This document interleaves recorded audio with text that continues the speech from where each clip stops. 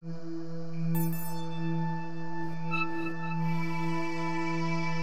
There's a big overlap between movement and dreams. Yeah, and that reminds me again, like everything is like reminding me. There's like layers and layers and layers. But when I was dancing to, I remember I took a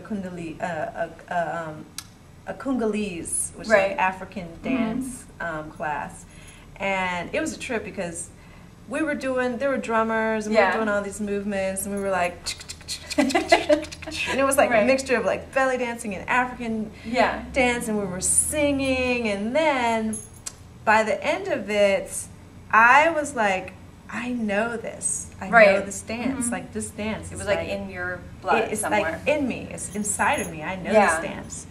And so it was so bizarre. And then once again, that happened to me again when I was studying karate, and I was out on the roof or outside. And this is the first time I had studied outside, and I was doing katas, and then all of a sudden the world just kind of went.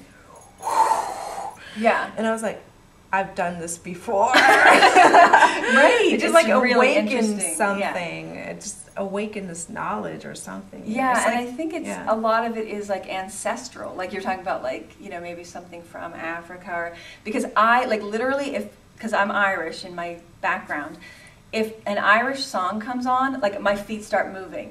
Like I can't even, like, I don't know, I've never studied, like I'm not like river dance. I've never studied Irish dancing, but if I hear like an Irish jig or like the sound of an Irish song, like my feet just start going, and I'm like, it's in my blood. Like I can't stop it from happening, you know? It's really weird. Yeah, that's the same thing when I was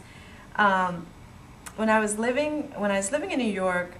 This is how it's kind of like ancestral dance healing thing had happened to me. Well, my mom had passed away, and I was going to dance to reggae music all the time. It was my favorite music. And while I'm dancing, I was getting this huge healing, and it was just so uplifting, and it was making me feel so much better. And I knew that it was healing me. And you know, a lot of reggae music is, you know, it's Rastafari, and they're talking about Haile Selassie, you know, kings from Ethiopia. And around that time, I found out that my ancestry is from Ethiopia, and I did not know.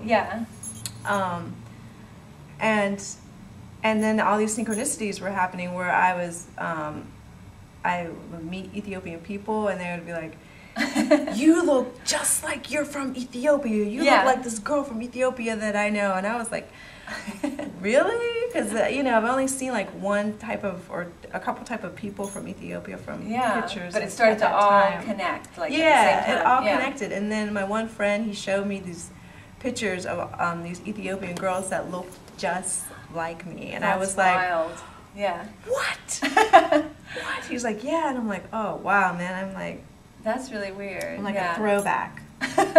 Right. So, it's really interesting. And so, and I had been dancing to reggae music, and it was, and still is like the most healing music for me. You know, where I feel like my spirit can really fly and really soar when I'm dancing. And it's very, and you know, a lot of the lyrics are very spiritual too and uplifting. Yeah, definitely.